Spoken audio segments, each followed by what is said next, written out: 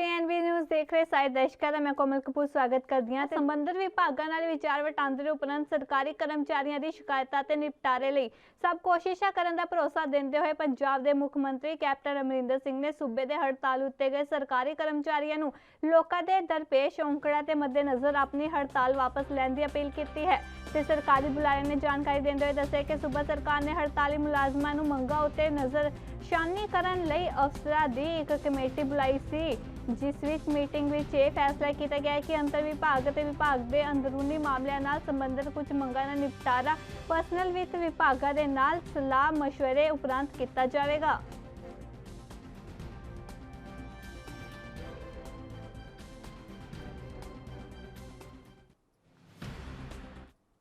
ਰਵਨੀਤ ਸਿੰਘ ਬਿੱਟੂ ਨੇ ਪ੍ਰੈਸ ਨਾਲ ਗੱਲਬਾਤ ਕਰਦੇ ਹੋਏ ਕਿਹਾ ਕਿ ਉਹਨਾਂ ਦਾ ਇੱਕ ਸਭ ਤੋਂ ਵੱਡਾ ਮੁੱਦਾ ਹੈ ਜੋ ਹੈ ਕਿਸਾਨਾਂ ਦਾ ਮੁੱਦਾ ਤੇ ਕਿਸਾਨਾਂ ਦਾ ਇਹ ਤੈਅ ਕੀਤਾ ਹੋਇਆ ਹੈ ਕਿ ਜਦੋਂ ਤੱਕ ਖੇਤੀ ਕਾਨੂੰਨ ਰੱਦ ਨਹੀਂ ਹੁੰਦੇ ਤਦੋਂ ਤੱਕ ਉਹਨਾਂ ਦੇ ਪਾਰਲੀਮੈਂਟ ਚੱਲਣ ਤੇ ਨਹੀਂ ਹੈ ਤੇ ਨਾਲ ਹੀ ਉਹਨਾਂ ਕਿਹਾ ਕਿ ਜਦ ਤੱਕ ਕਿਸਾਨਾਂ ਦੇ ਮੁੱਦੇ ਹੱਲ ਨਹੀਂ ਕੀਤੇ ਜਾਂਦੇ ਤਿੰਨ ਖੇਤੀ ਕਾਨੂੰਨ ਰੱਦ ਨਹੀਂ ਕੀਤੇ ਜਾਂਦੇ ਤਾਂ ਫਿਰ ਉਹ ਹਿਸਾਬ ਨਾਲ ਅੱਗੇ ਹੀ ਰਣਨੀਤੀ ਤਿਆਰ ਕੀਤੀ ਜਾਵੇਗੀ ਤੇ ਇਸ ਦੇ ਨਾਲ ਹੀ ਉਹਨਾਂ ਹੋਰ ਕੀ ਕੁਝ ਕਿਹਾ ਤੁਹਾਨੂੰ ਸੁਣਾਉਂਦੇ ਹਾਂ।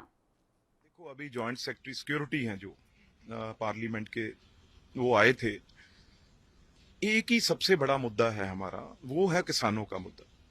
किसानों ने और लीडरशिप ने किसान व्हिप जारी किया हुआ है भी जितनी देर पार्लियामेंट में ये बिल यहाँ पे रद्द नहीं होते आपने पार्लियामेंट चलने नहीं देनी। हम तो उनके कारण यहाँ पे बन के आए हुए हैं और ये सबसे बड़ा लोकतंत्र का मंदिर है जहाँ आखिरी शुगर पे भी एक कोई आदमी खड़ा है, उसकी बात सुनी जानी चाहिए। यहाँ तो 200 MP वेल में है लगातार और हम पंजाब के लगातार बात कर रहे हैं और ये बिल पास करे जा रहे हैं, इनको कोई परवाह नहीं। आज इन्होंने बोला है अभी हम बिल पास नहीं करेंगे, अगर नहीं कल फिर सुनवाई होगी किसानों की बात नहीं सुनी जाएगी तो फिर कल की नीति है जो कल बनाई जाएगी। हमारे को ऑर्डर है जो हमारे को जो हुक्म है वो किसानों का है, किसानों के लीडरों का है और उन्होंने व्हिप जारी किया हुआ है। हमें पहले अपनी माँ अपनी धरती वो प्यारी है, हम यहाँ चुन के आते हैं तो उनकी वजह से चुन के आ रहे हैं और ये थोड़ी होता है कोई तानाशाह आपके पास अगर नंबर है 300 से ऊपर आप कुछ भी करोगे। ये डेमोक्रेसी में कभी हुआ है भी आप किसी की बात ही ना सुने, कोई बात करने को तैयार नहीं। बिल्कुल बिल्कुल गलत गुमराह कर रही है देश को। जब हम तो पार्लियामेंट में एडजर्नमेंट मोशन लेके आते हैं कि ये बाकी काम बंद कर ये बात करो तो वो कैंसिल क्यों कर देते हैं जी। कानून तो यही है ना कि जब हम कोई जरूरी बात है तो उस पर बात कराना चाहते हैं तो सरकार बोले हाँ ठीक है जी हम स्वीकार करते हैं एडजर्नमेंट मोशन, अब पहले हम आपकी बात सुन के फिर दूसरी बात करेंगे। सरकार गुमराह कर रही है। हम तो ये कह रहे हैं कि जैसे हाउस एडजर्न होता है अब हम नारेबाजी कर रहे हैं, आप बिल पास कर रहे हो, ये क्या है। हम तो यही तो हमारी मांग है कि आप बिजनेस रोकर किसान मजदूर और आम नागरिक जिसका आप तेल देखो सरसों का क्या भाव हो रहा है, डीजल पेट्रोल क्या भाव में जा रहे हैं, ये किसानों के मुद्दे हैं। जान की कीमत है किसी की, 500 लोगों की जान जा चुकी है, कोई कीमत है सरकार के पास। कोई भी हमारा महान शख्सियत की जान जाती है तो यहाँ हम श्रद्धांजलि देते हैं, तो किसी आदमी का मूल्य भी एक किसान का मूल्य नहीं, अन्नदाता का मूल्य नहीं है, उससे ज्यादा ये जरूरी हो गया सारा कुछ। देश तो तभी चलेगा ना जब अन्नदाता को आप सेटिस्फाइड करोगे। जब अन्नदाता मर रहा है तो आप उसके ऊपर श्रद्धांजलि, ये 2 अल्फाज कहने की मन की बात में कभी प्रधानमंत्री ने कभी ट्वीट भी नहीं उनके लिए किया, तो क्या उसकी कोई मृत्यु का मूल्य है। ये संसद नहीं करेगी, कौन करेगा। ये सब लोगों को किसानों ने वोटें दी है जो बैठे हुए, जो 300 से ऊपर बैठे हुए ना, इनको किसानों की, मजदूर की और आम नागरिक की। पंजाब के स्कूल सिक्ख्या मंत्री विजय इंदर सिंगला ने सिक्ख्या विभाग विच नवे नियुक्त किए हुए 42 कर्मचारियों को नियुक्त पत्र वंडे। कैबिनेट मंत्री ने कहा कि विभाग विच इन्हां मुलाजमां की नियुक्ति तर्ज के आधार उत्ते वख-वख असामियां ते कीती गई, जिस विच एक साइंस अध्यापक, एक समाजिक विज्ञान अध्यापक, एक लाइब्रेरीयन, एक ETT 10 क्लर्क ते सेवादार 4 चौकीदार और 3 स्पर्श किए गए। तो दूजे पासे सिक्ख्या मंत्री विजय इंदर सिंगला ने निर्देश दे सिक्ख्या विभाग वालों सरकारी स्कूलों के स्टाफ रूम्स नूं प्रभावशाली देखने लई 1.9 करोड़ की राशि जारी की गई। स्मार्ट स्कूल नीति के हेठ हुण तक लगभग 70% सरकारी स्कूल स्मार्ट स्कूल बन चुके हैं।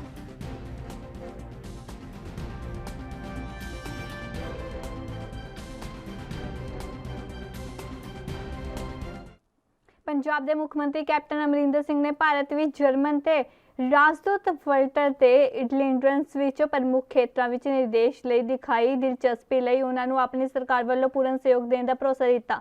ਜਰਮਨੀ ਸਫੀਰ ਨੇ ਮੁੱਖ ਮੰਤਰੀ ਨਾਲ ਮੁਲਾਕਾਤ ਕੀਤੀ ਤੇ ਇਸ ਦੌਰਾਨ ਸੂਬੇ ਵਿੱਚ ਤਰਸ਼ੀਲੀ ਵਪਾਰੀ ਵਟਾਂਦਰਾ ਦੌਰਾ ਕੀਤਾ। ਮੀਟਿੰਗ ਦੌਰਾਨ ਮੁੱਖ ਮੰਤਰੀ ਨੇ ਨਿਵੇਸ਼ ਵਪਾਰ ਨੂੰ ਅਮਰਿੰਦਰ ਸਿੰਘ ਨੇ ਹੋਰ ਜਰਮਨ ਕੰਪਨੀਆਂ ਨੂੰ ਵੀ ਸੂਬੇ ਵਿੱਚ ਆਉਣ ਅਤੇ ਨਿਵੇਸ਼ ਪੱਖੀ ਮਾਹੌਲ ਅਨੁਭਵ ਲੈਣ ਦਾ ਅਨੁਭਵ ਕੀਤਾ।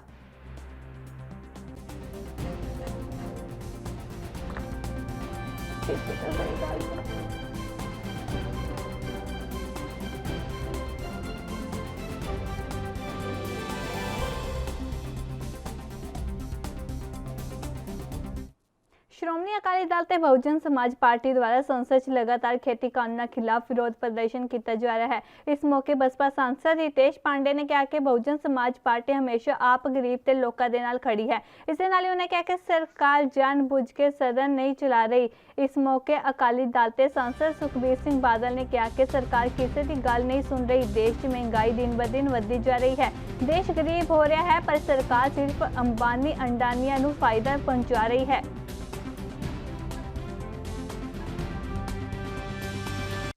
देखिए, आप बीएसी जो है हर हफ्ते होती है। पिछले हफ्ते जब सदन शुरू हुआ था तब उस समय ये जासूसी वाला कोई मामला नहीं था। अब ये मामला सामने आया, इस हफ्ते बीएसी हुई नहीं है। हमारी मांग हमेशा, क्योंकि बहुजन समाज पार्टी एक ज़मीनी पार्टी है, हम किसान, गरीब, दलित, पिछड़े सब समाज के लोग जो किसानी में लगे हुए हैं उनके साथ जुड़े हुए हैं और उनकी आवाज़ हमें उठाना हमारा धर्म है और उसको हम उठा रहे हैं। रही बात जासूसी की, तो वो भी एक बड़ा मुद्दा है, उस पर भी चर्चा होनी चाहिए। हमारी मुखिया बहन कुमारी मायावती जी ने इस मुद्दे को कहा है कि यदि ये सही है तो ये बहुत ही गंभीरता का मामला है और इसके ऊपर भी चर्चा होनी चाहिए। और हाउस को चलाने के लिए, चर्चा कराने के लिए, ये तो सत्ता पक्ष के लोगों का काम होता है। बस विपक्ष जो मांगे कर रहा है उसके ऊपर चर्चा करने के लिए तैयार हो, हाउस अपने आप ऑर्डर में हो जाएगा। वो उनको चूज करते हैं जो अब उनके यस मैन है। स्पेस कहाँ दी है उन्होंने? जो लेडीज हैं उनकी आवाज़ कुचली जा रही है बीजेपी सरकार में। लोग आप जाके देखें किसान आंदोलन में कितनी लेडीज बैठी हैं, उनके घर छोड़ के बैठी हैं। क्या उनकी आवाज़ को समझा जा रहा है? जो गरीब संघर्ष कर रहे हैं, जो लेडीज घर में संघर्ष कर रही हैं, आज इतनी महंगाई हो गई, आज डीजल कहाँ से कहाँ चला गया। क्या बीजेपी सरकार उनकी बात किसी की नहीं सुन रही? अंबानी और अडानी के बगैर किसी की आवाज यहाँ देश में नहीं है सुनी जा रही। अडानी और अंबानी अमीर हो रहे हैं, देश गरीब हो रहा है। डिक्टेटरशिप है, आवाज कुचलने का काम किया जाता है। किसान की आवाज कुचल दी, गरीब की आवाज कुचल दी, बचा कौन है यहाँ? व्यापारी रो रहा है, सारा बिजनेस ठप हो गया है। प्रेस पहली बार देश में हुआ, प्रेस की आजादी को कुचलाया जा रहा है। फोन टैपिंग हो रहा है, हर ऐसा हो रहा है जैसे मार्शल लॉ होता है। कहाँ, जैसे इंदिरा गांधी ने इमरजेंसी लेके आई थी इंदिरा गांधी, वैसा माहौल, उससे भी सख्त माहौल आज देश में हो गया। ਬਠਿੰਡਾ ਦੇ ਸਰਕਾਰੀ ਹਸਪਤਾਲ ਦੇ ਡਾਕਟਰਾਂ ਦੁਆਰਾ ਪੰਜਾਬ ਸਰਕਾਰ ਖਿਲਾਫ ਜੰਮ ਕੇ ਨਾਅਰੇਬਾਜ਼ੀ ਕੀਤੀ ਗਈ।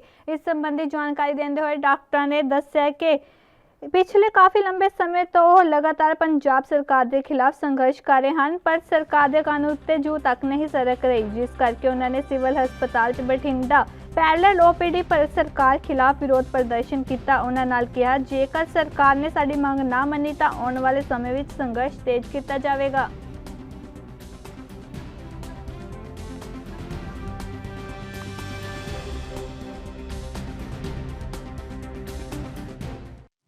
ਸਾਡਾ ਧਰਨਾ ਪਿਛਲੇ 1 ਮਹੀਨੇ ਤੋਂ ਚੱਲ ਰਿਹਾ ਸੀ ਜੀ। ਲਗਭਗ ਪ੍ਰੋਟੈਸਟ ਅਸੀਂ ਵੱਖ-ਵੱਖ ਤਰੀਕਿਆਂ ਨਾਲ ਕਰ ਰਹੇ ਸੀ।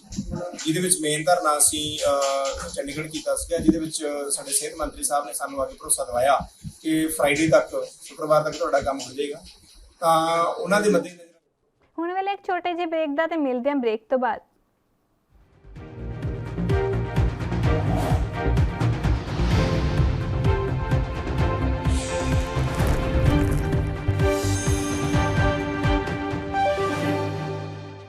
ब्रेक तो बाद सारे दर्शकों का स्वागत है। रुक करते अगली खबर वाल। श्रोमणी अकाली दल बसपा गठजोड़ वालों किसानों के हक च काले कानूनां नूं रद्द करवाउण दे लई ਹਲਕਾ ਫਤਿਹਗੜ੍ਹ ਸਾਹਿਬ ਦੇ ਇੰਚਾਰਜ ਦੀਦਾਰ ਸਿੰਘ ਭੱਟੀ ਦੇ ਹਲਕਾ ਅਮਲੋ ਦੇ ਇੰਚਾਰਜ ਗੁਰਪ੍ਰੀਤ ਸਿੰਘ ਰਾਜੂ ਖੰਨਾ ਦੀ ਅਗਵਾਈ ਵਿੱਚ ਇੱਕ ਵਿਸ਼ਾਲ ਮੋਟਰਸਾਈਕਲ ਰੋਸ ਮਾਰਚ ਕੱਢਿਆ ਗਿਆ, ਜਿਸ 'ਚ ਵੱਡੀ ਗਿਣਤੀ ਵਿੱਚ ਨੌਜਵਾਨਾਂ ਨੇ ਸ਼ਮੂਲੀਅਤ ਕੀਤੀ ਤੇ ਰੋਸ ਮਾਰਚ ਕੱਢਣ ਉਪਰੰਤ ਸ਼੍ਰੋਮਣੀ ਅਕਾਲੀ ਦਲ ਦੇ ਬਹੁਜਨ ਸਮਾਜ ਪਾਰਟੀ ਦੇ ਆਗੂਆਂ ਵੱਲੋਂ ਸਾਂਝੇ ਤੌਰ ਉੱਤੇ ਦੋਸ਼ ਤੇ ਪ੍ਰਧਾਨ ਮੰਤਰੀ ਨਰਿੰਦਰ ਮੋਦੀ ਦਾ ਡਿਪਟੀ ਕਮਿਸ਼ਨਰ ਫਤਿਹਗੜ੍ਹ ਸਾਹਿਬ ਨੂੰ ਕਾਲੇ ਕਾਨੂੰਨਾਂ ਨੂੰ ਰੱਦ ਕਰਨ ਦੇ ਲਈ ਇੱਕ ਮੰਗ ਪੱਤਰ ਦਿੱਤਾ ਗਿਆ ਤੇ ਇਹ ਕਿਹਾ ਸ਼੍ਰੋਮਣੀ ਅਕਾਲੀ ਦਲ ਤੇ ਬਸਪਾ ਕਿਸਾਨਾਂ ਦੇ ਨਾਲ ਡਟ ਕੇ ਖੜੇ ਹੋਏ ਹਨ, ਬਿਨਾਂ ਖੇਤੀ ਦੇ ਕਾਲੇ ਕਾਨੂੰਨਾਂ ਨੂੰ ਰੱਦ ਕਰਵਾ ਕੇ ਹਿੱਸਾ ਲੈਣਗੇ।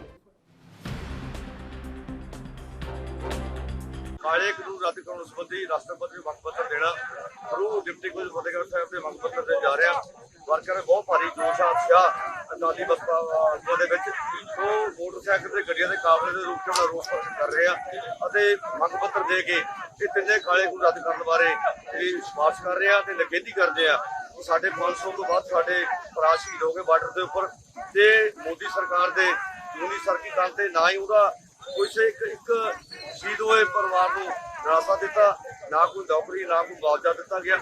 तो मैं समझदा कि ये काले कानून जब तक रद्द नहीं होंगे तब तक चुप नहीं बैठांगे ते मोदी सरकार दे नूं मजबूर करदा कि काले किसानों ਨੂੰ सरकार के खिलाफ प्रदर्शन करते हुए 8 महीने बीत चुके हैं, पर सरकार ने हाले तक कोई फैसला नहीं लिया है। इसलिए किसानों का रोष हर जगह जारी है। जेकर गल करिए मोगा की तो मोगा बहुजन समाज पार्टी ने अकाली दल के सहयोग नाल खूब रोस प्रदर्शन किया ते मोगा के जोगिंदर सिंह चौक भारी गिनती में वर्करां ने जमा होकर केंद्र सरकार खिलाफ जम के नारेबाजी की ते कहा जब तक खेती कानून रद्द नहीं हो जाते इस तरह ही अपना प्रदर्शन जारी रखेंगे। ਜਦੋਂ ਕਾਲਾ ਕਾਨੂੰਨ ਮੋਦੀ ਲੈ ਕੇ ਕਿਸਾਨਾਂ ਤੇ ਆਇਆ ਉਹਦੇ ਵਿਰੋਧ ਦੇ ਵਿੱਚ ਅਸੀਂ ਨਵਾਂ ਸਾਲ ਕਿਸਾਨੋਂ ਕੇ ਨਾਲ ਇਹ ਵੀ ਅਸੀਂ ਮਨਾਇਆ ਔਰ ਪੂਰਾ ਲਗਭਗ ਸਾਡੇ ਜਸਵੀਰ ਸਿੰਘ ਗੜੀ ਜੀ ਵੱਡੇ ਕਾਫਲੇ ਦੇ ਵਿੱਚ ਕਿਸਾਨਾਂ ਦੀ ਰੈਲੀ ਦੇ ਵਿੱਚ ਸਮਰਥਨ ਦੇ ਵਿੱਚ ਦਿੱਲੀ ਵਿੱਚ ਪਹੁੰਚੇ। ਤਾਂ ਅੱਜ ਵੀ ਬਹੁਜਨ ਸਮਾਜ ਪਾਰਟੀ ਨੇ ਫੈਸਲਾ ਕੀਤਾ ਕਿਉਂਕਿ ਜਿਹੜਾ ਅੱਜ ਮਜ਼ਦੂਰ ਕਿਸਾਨ ਦਾ ਨਾਤਾ ਹੈ ਉਹ 9 ਮਾਹ ਦਾ ਰਿਸ਼ਤਾ ਹੈ। ਸਾਡੇ ਬਜ਼ੁਰਗ ਅੱਗੇ ਸਿਰਾਂ ਨਾਲ ਸਿਰ ਜੋੜ ਕੇ ਕੁੜੀ ਦੀਆਂ ਇਕੱਠੀਆਂ ਪੰਡਾਂ ਬੰਨ੍ਹਦੇ ਸੀ। ਅੱਜ ਇਹ ਅਸੀਂ ਇਕੱਠੀ ਪੰਡ ਬੰਨ੍ਹ ਕੇ ਜਿਹੜਾ ਮੋਦੀ ਸਰਕਾਰ ਆ ਉਹਨੂੰ ਦੱਸਣਾ ਚਾਹੁੰਦੇ ਆ ਕਿ ਵੀ ਜੇ ਕਾਲਾ ਕਾਨੂੰਨ ਕਿਸਾਨਾਂ ਤੋਂ ਵਾਪਸ ਨਾ ਲਿਆ ਤਾਂ ਬਹੁਜਨ ਸਮਾਜ ਪਾਰਟੀ ਅਕਾਲੀ ਦਲ ਗੱਠਜੋੜ ਤੇਰੀ ਦਿੱਲੀ ਦੇ ਤਖਤ ਨੂੰ ਵੀ ਹਿਲਾਉਣ ਜਾਣ। श्री मुक्तसर साहिब के अधीन पैंदी पुलिस चौकी के देर रात शराब तस्करों द्वारा हमला किया गया ते हमले दौरान 2 पुलिस कर्मचारियों के जख्मी होने का मामला भी सामने आया है, जिस कारण हमले दौरान पुलिस ने 7 व्यक्तियों को मौके पर ही काबू कर लिया ते उन्हें खिलाफ मामला दर्ज करके आरोपियों को हिरासत च ले लिया ते अगलेरी बंदी कार्रवाई शुरू कर दी।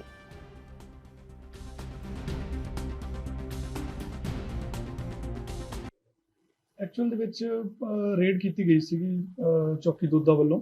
ਦੋਦਾ ਪਿੰਡ ਦੇ ਵਿੱਚ ਹੀ ਬੁਟਲੈਗਿੰਗ ਦੇ ਪਹਿਲਾਂ ਵੀ ਕਾਫੀ ਕੇਸ ਦਰਜ ਉਹਨਾਂ ਦੇ ਉੱਪਰ, ਉਹਨਾਂ ਦੇ ਘਰਾਂ ਦੇ ਵਿੱਚ ਜਦੋਂ ਉੱਥੋਂ ਇੱਕ ਘਰ ਦੇ ਵਿੱਚੋਂ ਸ਼ਰਾਬ ਲਾਨ ਬਰਾਮਦ ਹੋ ਗਿਆ ਤੇ ਜਦੋਂ ਲਾਨ ਨੂੰ ਬਾਅਦ ਚੱਕ ਕੇ ਬਾਹਰ ਕੱਢਣ ਲੱਗੇ ਤਾਂ ਉਹਨਾਂ ਦਾ ਜਿਹੜਾ ਘਰ ਦਾ ਬੰਦਾ ਸੀਗਾ ਉਹਨੇ ਇੱਕ ਨੇ ਲੱਤ ਮਾਰ ਕੇ ਲਾਨ ਡੋਲਤਾ ਤੇ ਪੁਲਿਸ ਪਾਰਟੀ ਜਦੋਂ ਲਾਨ ਦਾ ਦੂਜਾ ਡਰਮ ਬਾਹਰ ਕੱਢਣ ਲੱਗੀ ਤਾਂ ਉਹਨਾਂ ਨੇ ਪੁਲਿਸ ਪਾਰਟੀ ਨੂੰ ਘੇਰ ਲਿਆ, ਜਿੱਥੋਂ ਉਹਨਾਂ ਨੇ ਚੌਕੀ ਇੰਚਾਰਜ ਦੋਦਾ ਨੂੰ ਫੋਨ ਕੀਤਾ, ਮੈਨੂੰ ਕਾਲ ਆਈ, ਮੈਂ ਬਾਹਰ ਹੀ ਸੀਗਾ ਮੌਕੇ ਤੇ। ਚੌਕੀ ਦੀ ਹੋਰ ਵੀ ਇਨਫੋਰਸਮੈਂਟ ਪਹੁੰਚੀ, ਸਾਡੇ ਪਹੁੰਚੀ। ਅਸੀਂ ਉਸ ਤੋਂ ਬਾਅਦ ਜਦੋਂ ਪੁਲਿਸ ਪਾਰਟੀ ਨੂੰ ਬਾਹਰ ਕੱਢਿਆ ਅੰਦਰੋਂ ਘਰ ਦੇ ਵਿੱਚੋਂ ਕੱਢਣ ਦੀ ਕੋਸ਼ਿਸ਼ ਕੀਤੀ, ਉੱਥੋਂ ਲੋਕਾਂ ਨੇ ਪਥਰਾਵ ਕਰਤਾ। ਦੋਸ਼ੀ ਸੀਗਾ ਜਿਹੜਾ ਮੌਕੇ ਤੋਂ ਉਹ ਖਿੱਚ ਕੇ ਅਸੀਂ ਬਾਹਰ ਕੱਢਣ ਦੀ ਕੋਸ਼ਿਸ਼ ਕੀਤੀ, ਉਹਨੂੰ ਛਡਾਉਣ ਦੀ ਕੋਸ਼ਿਸ਼ ਕੀਤੀ। ਉਸ ਤੋਂ ਬਾਅਦ ਜਦੋਂ ਫਰਦਰ ਜ਼ਿਆਦਾ ਹੋ ਗਿਆ ਉੱਥੋਂ ਵਾਪਸ ਚੌਕੀ ਵਿੱਚ ਉੱਥੋਂ ਨਿਕਲ ਕੇ ਪੁਲਿਸ ਪਾਰਟੀ ਚੌਕੀ ਪਹੁੰਚੀ। ਪਿੱਛੇ ਲੋਕ ਉਵੇਂ ਹਜੂਮ ਬਣਾਇਆ ਜਿਹੜਾ ਹੈਗਾ ਚੌਕੀ ਤੇ ਆ ਕੇ ਹਮਲਾ ਕਰਤਾ। ਇਹਦੇ ਵਿੱਚ FIR ਰਜਿਸਟਰ ਕਰ ਦਿੱਤੀ ਗਈ ਆ ਅੰਡਰ ਸੈਕਸ਼ਨ 307 353 186 427 148 149 506 ਦੇ ਵਿੱਚ। ਇਹ 'ਚ 2 ਪੁਲਿਸ ਕਰਮੀ ਨੇ ਸਾਡੇ ਸੱਟ ਵੱਜੀ, ਇੱਕ ਦੇ ਸਿਰ ਦੇ ਵਿੱਚ ਆ ਤੇ ਇੱਕ ਦੇ ਕੋਈ ਹੋਰ ਮਾਮੂਲੀ ਖਰੋਚਾਂ ਸੱਟਾਂ ਵੱਜੀਆਂ ਨੇ। ਇਹ 15-20 ਅਣਪਛਾਤੇ 7 ਬਾਈ ਨੇਮ, ਉਹਨਾਂ ਦੇ ਵਿੱਚ 7 ਬੰਦਿਆਂ ਦੀ ਅਰੈਸਟ। जिते एक तरफ सावन का पवित्र महीना शुरू हो चुका है तो उत्थे ही दूजे पासे शिव भगत सावन के महीने में गंगा पानी लियाउण लई हरिद्वार का रुख करते हैं, पर पिछले साल की तरह इस साल भी कोरोना की तीजी लहर तो बचने लई राज्य सरकार ने इस साल फिर कावड़ यात्रा से रोक लगा दी है, जिस कारण कावड़ियां नूं उत्तराखंड प्रवेश न देने लई उत्तराखंड दी सीमावां ते भारी गिनती भारी फोर्स विच तैनात कर दी है। कावड़ मेला सरकार के द्वारा स्थगित कर दिया गया और सुप्रीम कोर्ट के द्वारा भी संबंध में स्पष्ट आदेश कर दिए गए हैं। तो इन्हीं आदेशों का पालन कराने के लिए पुलिस की यहाँ ड्यूटी लगी और हमारे द्वारा कड़ी चेकिंग की जा रही है। जिनके पास RT-PCR रिपोर्ट नहीं है उनकी तो हम पहले से भी उनको वापस भेजते थे और इसके अलावा जो कावड़ के लिए आने जल लेने के लिए आ रहे हैं उनको हम अभी से वापस भेज रहे हैं। सर हरिद्वार के लिए जैसे कुछ पैदल यात्री पहुंच रहे हैं, उनके लिए क्या व्यवस्था की गई? नहीं, पैदल यात्री हाईवे में अभी तक तो मिले नहीं है, यदि मिलेंगे और वो जल लेने जा रहे हैं तो उनको भी रोका जाएगा। ਪੰਜਾਬ ਰੋਡਵੇਜ਼ ਕਰਮਚਾਰੀਆਂ ਵੱਲੋਂ ਪੰਜਾਬ ਦੇ ਸਾਰੇ ਸ਼ਹਿਰਾਂ ਦੇ ਬੱਸ ਅੱਡੇ 2 ਘੰਟੇ ਬੰਦ ਕਰ ਸਰਕਾਰ ਨੂੰ ਚੇਤਾਵਨੀ ਦਿੰਦੇ ਹੋਏ ਕਿਹਾ ਕਿ ਜੇਕਰ ਉਹਨਾਂ ਦੀਆਂ ਮੰਗਾਂ ਦਾ ਹੱਲ ਜਲਦੀ ਨਾ ਕੱਢਿਆ ਗਿਆ ਤਾਂ ਪਨਬੱਸ ਤੇ ਪੀਆਰਟੀਸੀ ਦੇ ਸਮੁੱਚੇ ਕਾਮੇ 9 ਅਗਸਤ ਨੂੰ 3 ਰੋਜ਼ਾ ਹੜਤਾਲ ਕਰਕੇ ਰੋਸ ਪ੍ਰਦਰਸ਼ਨ ਕਰਨਗੇ ਤੇ ਅਤੇ ਛੇਤੀ ਹੋਏ ਸਰਕਾਰ ਨੂੰ ਜਗਾਉਣਗੇ।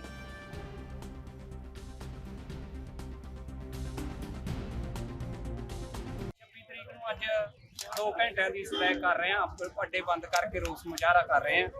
ਉਸ ਤੋਂ ਬਾਅਦ ਅਸੀਂ 3 ਤੇ 4 ਨੂੰ ਜਿੰਨੇ ਵੀ ਸਾਂਝਾ ਮੋਰਚਾ ਸਾਡਾ ਬਣਿਆ ਫਰੰਟ, ਉਹ ਹਰੇਕ ਆਪਦੇ ਦਾਇਰੇ ਦੇ ਅੱਗੇ 4-4 ਘੰਟੇ ਵਾਸਤੇ ਰੋਸ ਪ੍ਰਦਰਸ਼ਨ ਕਰਨਗੇ। ਇਹ ਜਿਹੜੀਆਂ ਸਰਕਾਰਾਂ ਨੇ ਇਹਨਾਂ ਦੀਆਂ ਗਲਤ ਨੀਤੀਆਂ ਨੇ, ਇਹ ਵਾਰ-ਵਾਰ ਸਾਡੇ ਨਾਲ ਵਾਅਦੇ ਕਰਕੇ ਮੁੱਕਰਦੀਆਂ ਨੇ। ਪਿਛਲੇ ਸਮੇਂ ਇਹਨਾਂ ਨੇ 2-3 ਮੀਟਿੰਗਾਂ ਸਾਡੇ ਨਾਲ ਕੀਤੀਆਂ ਸੀ, ਪਰ ਉਹਨਾਂ 'ਚ ਕੋਈ ਮੀਟਿੰਗ 'ਚ ਬੇਸਿੱਟਾ ਮੀਟਿੰਗਾਂ ਰਹੀਆਂ ਨੇ। ਇਸ ਕਰਕੇ ਅਸੀਂ ਜਿਹੜੇ ਗਾਂ ਆਉਣ ਵਾਲੇ ਸੰਘਰਸ਼ ਆ ਉਹ ਬਹੁਤ ਤਿੱਖੇ ਤੋਂ ਤਿੱਖੇ ਕਰਾਂਗੇ। ਇੱਕ ਆਉਣ ਵਾਲੀ 9, 10 ਤੇ 11 ਤਰੀਕ ਨੂੰ 3 ਦਿਨ ਦੀ ਸਾਡੀ ਬਠਿੰਡਾ ਦੇ ਰਿੰਗ ਰੋਡ ਉਤੇ ਸਰਕਾਰ ਵੱਲੋਂ ਚੌਕ ਬਣਾਇਆ ਜਾ ਰਿਹਾ ਹੈ, ਜਿਸ ਉਤੇ ਕਿਸਾਨ ਵਿਅਕਤੀ ਵੱਲੋਂ ਚੌਕ ਦਾ ਨਾਮ ਕਿਸਾਨਾਂ ਤੇ ਫਲੈਕਸ ਲਗਾ ਦਿੱਤੇ ਗਏ ਤੇ ਉਸ ਦੇ ਚੌਕ ਦਾ ਨਾਮ ਕਿਸਾਨ ਚੌਕ ਰੱਖ ਦਿੱਤਾ ਗਿਆ। ਤੇ ਇਸ ਦੇ ਬਾਰੇ ਪਤਾ ਲੱਗਣ ਉਤੇ ਕਿਸਾਨ ਯੂਨੀਅਨ ਸਿੱਧੂਪੁਰ ਦੇ ਆਗੂ ਹਰਪ੍ਰੀਤ ਸਿੰਘ ਮੌਕੇ ਤੇ ਪਹੁੰਚੇ ਤੇ ਚੌਕ ਦਾ ਜਾਇਜ਼ਾ ਲੈਂਦੇ ਹੋਏ ਕਿਹਾ ਜਿਸ ਨੇ ਵੀ ਅਜਿਹਾ ਕੰਮ ਕੀਤਾ ਹੈ ਉਹ ਬਹੁਤ ਹੀ ਸ਼ਲਾਘਾਯੋਗ ਹੈ।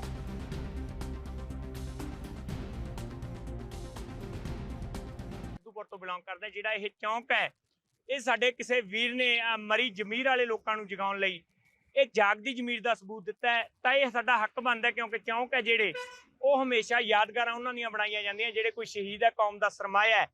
ਸੋ ਅੱਜ ਦੀ ਘੜੀ ਕਿਸਾਨੀ ਅੰਦੋਲਨ ਜਿੱਥੇ ਸਿਖਰਾਂ ਤੇ ਹੈ, ਤਾਂ ਉੱਥੇ ਸਾਡਾ ਹੱਕ ਬਣਦਾ ਕਿ ਸਰਕਾਰੀ ਇਮਾਰਤਾਂ ਜਿਹੜੇ ਕੋਈ ਸਰਕਾਰੀ ਚੌਂਕ ਹੈ, ਉਹਨਾਂ ਨੂੰ ਸਾਡਾ ਬਣਦਾ ਹੱਕ ਸਾਨੂੰ ਦਿੱਤਾ ਜਾਵੇ। ਸੋ ਇਸ ਵੀਰ ਨੇ ਭਾਵੇਂ ਅੱਜ ਸਾਨੂੰ ਉਹਦਾ ਨਾਮ ਨਹੀਂ ਪਤਾ, ਉਹਦਾ ਪਤਾ ਨਹੀਂ ਪਤਾ, ਪਰ ਅਸੀਂ ਉਸ ਵੀਰ ਨਾਲ ਮੋਢਾ ਜੋੜ ਕੇ ਖੜੇ ਹਾਂ ਤੇ ਅਸੀਂ ਇਸ ਗੱਲ ਦੀ ਬੜੀ ਵੱਡੇ ਪੱਧਰ ਤੇ ਸ਼ਲਾਘਾ ਕਰਦੇ ਹਾਂ। ਤੇ ਇਸ ਚੌਂਕ ਨੂੰ ਕਿਸਾਨ ਚੌਕ ਬਣਾਉਣ ਦਾ ਜਿਹੜਾ ਸੁਪਨਾ ਉਹਨੇ ਸੋਚਿਆ, ਉਹਦਾ ਇਕੱਲੇ ਦਾ ਸੁਪਨਾ ਨਹੀਂਗਾ, ਸਮੁੱਚੇ ਪੰਜਾਬ ਦਾ ਸੁਪਨਾ ਹੈ। ਅਸੀਂ ਨਾਲ ਖੜੇ ਬਿਲਕੁਲ ਜੀ। ਇਸ ਵੀਰ ਨੇ ਇਕੱਲਾ ਇਹ ਚੌਂਕ ਹੀ ਨਹੀਂਗਾ, ਇਹਨੇ ਸਾਡੇ ਦਿਮਾਗ 'ਚ ਇਹ ਵੀ ਫਿਰਤ ਪਾਈ ਹੈ ਕਿ ਜਿਹੜੇ ਸਾਡੇ ਪਿੰਡਾਂ 'ਚੋਂ ਕਿਸਾਨ ਸ਼ਹੀਦ ਹੋਏ ਹੈ ਉਹ ਵੀ ਸਾਡੀ ਕੌਮ ਦਾ ਸਰਮਾਇਆ। ਸੋ ਬਹੁਤ ਪਿੰਡਾਂ 'ਚ ਅਸੀਂ ਇਹ ਕੰਮ ਆਰੰਭਿਆ ਹੋਇਆ ਵੀ ਹੈ ਤੇ ਆਉਣ ਵਾਲੇ ਸਮੇਂ ਜਥੇਬੰਦੀਆਂ ਵੀ ਉਹ, ਕਿਉਂਕਿ ਜਿਹੜੇ ਸ਼ਹੀਦ ਹੋ ਗਏ ਉਹ ਸਰਕਾਰ ਦੇ ਭਾਵੇਂ ਕੁਛ ਨਹੀਂ ਲੱਗਦੇ, ਸਾਡੇ ਵੀਰ ਸੀ, ਉਹ ਸਾਡੀਆਂ ਸੱਜੀਆਂ ਖੱਬੀਆਂ ਬਾਹਾਂ ਸੀ, ਉਹਨਾਂ ਦੇ ਪਰਿਵਾਰ ਹੈ ਜਿਹੜੇ ਉਹਨਾਂ ਨੂੰ ਸੰਭਾਲਣਾ ਸਾਡੀ ਜ਼ਿੰਮੇਵਾਰੀ ਹੈ ਤੇ ਰਹਿੰਦੀ ਦੁਨੀਆ ਤੱਕ ਬੱਚਾ ਉਹਨਾਂ ਨੂੰ ਯਾਦ ਰੱਖੇ।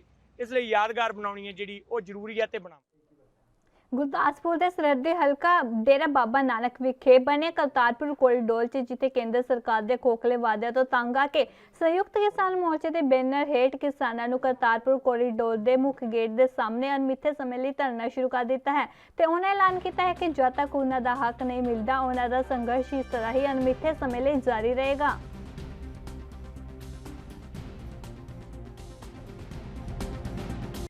ਤਕਰੀਬਨ ਸਾਰੀਆਂ ਸਾਡੀਆਂ ਮੰਗਾਂ ਮੇਨ ਨੇ। ਜਿਹੜਾ ਵਾ ਰੀਸੈਟਲਮੈਂਟ ਤੇ ਰੀਹੈਬਿਲਿਟੇਸ਼ਨ ਐਕਟ ਜਿਹੜਾ 2013 ਹੈ, ਉਸ ਤੋਂ ਬਾਅਦ ਸਾਡੀ ਕੋਈ ਮੰਗ ਨਹੀਂ। ਜੋ ਮੰਗਾਂ ਨੇ ਸਾਡੀਆਂ ਜਾਇਜ਼ ਨੇ। ਕੱਲ ਵੀ ਅਸਾਂ ਸਾਹਿਬ ਨੂੰ ਦੱਸਿਆ ਸੀ ਜਿੰਨੀਆਂ A to Z ਸਾਡੀਆਂ ਮੰਗਾਂ ਨੇ।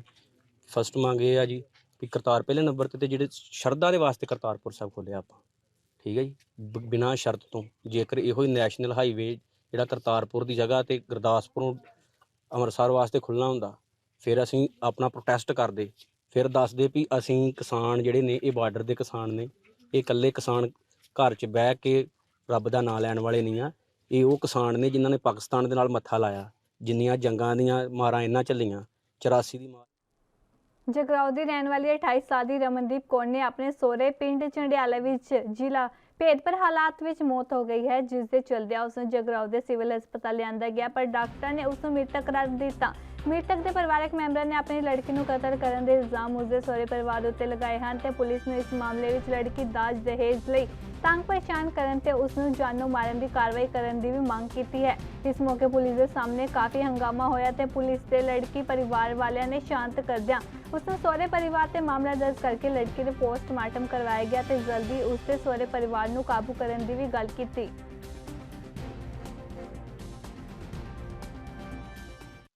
आज मुकदमा दर्ज किया गया, पर पुलिस के बयान में देख लिया सारे ने कुछ बियान पुलिस सॉफ्ट दे दी है, ਸੌਫਟਵੇਅਰ ਨਹੀਂ ਚਾਹੀਦਾ ਇੱਥੇ। ਜੋ ਚੀਜ਼ ਹੈਗੀ ਅਸੀਂ ਇਹ ਕਿਹਾ ਪ੍ਰਸ਼ਾਸਨ ਨੂੰ ਵੀ ਜੋ ਤੁਹਾਨੂੰ ਦਿਸ ਰਿਹਾ ਉਹੀ ਕਰੋ। ਅਸੀਂ ਨਹੀਂ ਕਹਿੰਦੇ ਵੀ ਗਲਤ ਪਰਚਾ ਕਰੋ ਕਿਸੇ ਤੇ, ਪਰ ਜੋ ਤੁਹਾਨੂੰ ਦਿਖ ਰਿਹਾ, ਜਿੱਥੇ ਸੱਟਾਂ ਦਿਸ ਰਹੀਆਂ, ਤੁਹਾਨੂੰ ਪਤਾ ਲੱਗ ਰਿਹਾ ਵੀ ਇੱਥੇ ਚੋਟਾਂ ਲੱਗੀਆਂ ਹੋਈਆਂ, ਕੁੜੀ ਨੂੰ ਪਰੇਸ਼ਾਨ ਕੀਤਾ ਜਾ ਰਿਹਾ, ਦਾਜ ਦਹੇਜ ਮੰਗਿਆ ਜਾ ਰਿਹਾ ਸੀ, 3 ਮਹੀਨਿਆਂ ਤੋਂ ਕੁੜੀ ਪ੍ਰੈਗਨੈਂਟ ਸੀ, ਵੀ ਇਹ ਚੀਜ਼ਾਂ ਵਿੱਚ ਰਿਪੋਰਟ ਦੇ ਲਿਖਿਆ ਜਾਵੇ। ਸਾਡੇ ਕੋਲ ਇਹਦੇ ਜਿਹੜਾ ਲੜਕੀ ਰਮਨਦੀਪ ਕੌਰ ਦੇ ਬਾਪ ਦੇ ਬਿਆਨ ਤੇ ਜਿਹੜੀ ਆ ਉਹ ਜਿਹੜੀ ਕਾਰਵਾਈ ਜਿਹੜੀ ਅਧੀਨ ਧਾਰਾ 306 34 ਆਈਪੀਸੀ ਦੀ ਲਿਆਂਦੀ ਗਈ ਹੈ ਵੀ ਜਿਹੜਾ ਰਮਨ।